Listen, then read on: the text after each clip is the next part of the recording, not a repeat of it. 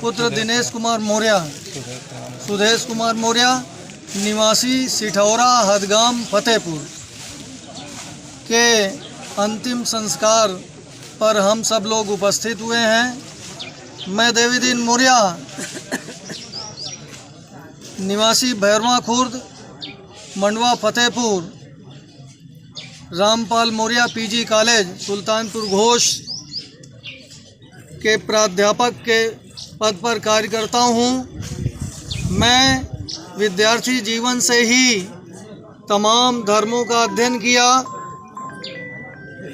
बौद्ध धर्म, सनातन धर्म, मुस्लिम, सिख, पारसी, इन सभी धर्मों को पढ़ने के बाद जब आगे पढ़ता गया तो डॉक्टर भीमराव अंबेडकर के भी जीवन वृत्त को पढ़ा और पढ़ने से मेरे मन में ये आया कि जो कुछ विकास होगा वह शिक्षा से होगा।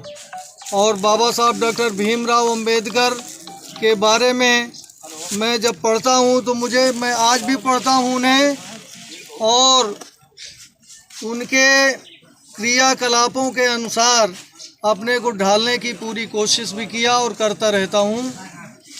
मैं आज जिस कार्यक्रम को संपादित, इस बौद्ध धर्म की विशेषताएं, बौद्ध धर्म की विशेषताएं ये है कि ये जो बाबा साहब डॉक्टर भीमराव अंबेडकर ने समता, स्वतंत्रता और सभी को जो है अपना शिक्षा ग्रहण करने के लिए जो अधिकार मिला, वो बाबा साहब को कहाँ से मिला? वो बौद्ध धर्म से मिला कि उन्होंने तमाम धर्मों का जब अध्ययन किया तो बौद्ध धर्म में उन्हें जो है कुछ ज़्यादा ही मिला। ज़्यादा ये मिला कि समानता, जो समानता, मैं जिस डिग्री कॉलेज में हूँ, जिस इंटर कॉलेज में हूँ, जहाँ हूँ, आज भी लोग हिंदू धर्म की बात कहते हैं, समानता नहीं है देखने को।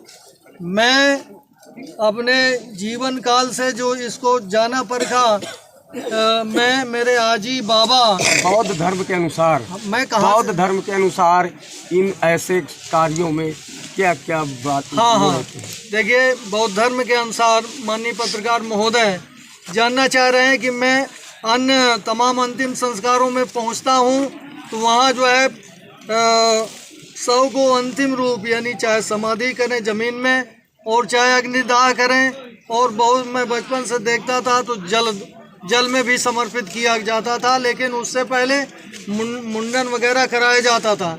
लेकिन इसमें ऐसा नहीं है, इसमें ऐसा नहीं है कि मुंडन संस्कार किया जाए और फिर इसके बाद 13 या 2-3 दिन के बाद या 5वें दिन या 7वें दिन एक शब्द आता था शुद्ध करने का। ठीक है, बौद्ध धर्म ने इस शुद्ध करने को एकदम नकारा है। क्यों? क्योंकि ये जो है जन्म और मृत्यु प्रकृति की सत्य प्रक्रिया है, ये होना ही है, चाहे जो भी जीवधारी हो, चाहे वृक्षों में हो, चाहे पशुओं में हो, और चाहे मानव में जितने भी जीवधारी हैं जिन्होंने जन्म लिया है उनका मृत्यु ही होना है। या जितनी चीज़ हम अपने आँख से देख रहे हैं वो नित्य नहीं है, नित्य नहीं है, अनित्य है, यानी इनका बदलाव क्षण प्रतिक्षण होता ही रहता है। कैसे? हम लोग भी अपने आजी बाबा के गोद में खेले, माता पिता के गोद में खेले, युवा हुए और वैवाहिक जीवन से बीते, फिर बच्चे हुए, फिर उनको हम लोगों ने गोद में खिलाया, और आज इस अवस्था में है कि जो जैसे दिवंगत मोतीलाल जी का हुआ है, उस श्रेणी में, उस कैटेगरी में हम लोग भी चले गए हैं और सभी को जाना है। तो बौद्ध धर्म में यह चीज़ है कि कोई भी चीज़ जो है वो नित्य नहीं है, अनित्य है, रोज़ बदलाव होना है। और बदलने जो ये क्रिया और प्रक्रिया हो रही है, जैसे हम लोग हमारा व्यवहारिक जीवन में बौद्ध धर्म से हमने जो सीखा और जो अन्य धर्मों को हमने देखा कि हमारे माता पिता, हमारी माँ ने जो जन्म दिया, जो दूध पिलाया, और पिताजी ने पढ़ाई लिखाई के लिए व्यवस्था की, इस पायदान पर मैं पहुंचा। मैं आज सबके बीच ख्यालात अपना प्रस्तुत कर रहा हूं। ये हमारे पिताजी के संघर्ष की देन है। और उसमें मैं भी संघर्ष किया उसको जान करके। तो बौद्ध धर्म सनातन धर्म से कितना अलग है? हाँ, सनातन धर्म जो है, सनातन माने जो चला आ रहा है। क्या चला आ रहा है? जैसे हवा चल रही है, हवा किसको लेती है? हवा जो है सुगंधित बगीचा है पुष्पों का, उसको भी समाहित किया। और अब तो काफ़ी सुधार हुआ है, नए गांव के किनारे जो है या सारे लोग जो है खेत खलियान में टट्टी पेशाब करते थे, उसकी जो सड़ान आती थी उसको भी हवा लेती थी, चली जाती थी। सनातन यानी सबको साथ लेना। और अग्नि का क्या सनातन है? आज हम पिताजी को जलाएंगे, पिताजी के पेट में भी टट्टी पेशाब है, सब जल कर राख हो जाएगा। यह है सनातन। और क्या, इसमें चाहे घी डालो, चाहे जो क्या कहते हैं असगंध वगैरह डालो, सब उसका प्रतिरूप क्या निकलेगा? राख।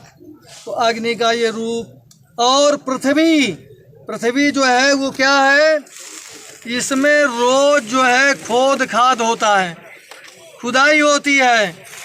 अच्छे जो क्या मंदिर भी बनता है, मस्जिद भी बनता है, गुरुद्वारा भी बनता है, और ईसाइयों का भी बनता है। जो कुछ भी बनता हो, सबके पूजा स्थल के लिए ज़मीन की खुदाई होती है, और शौचालय के लिए भी खुदाई होती है, गड्ढा खोदा जाता है। लेकिन पृथ्वी को ना तो किसी ने हंसते देखा और न रोते हुए देखा। ये है सनातन।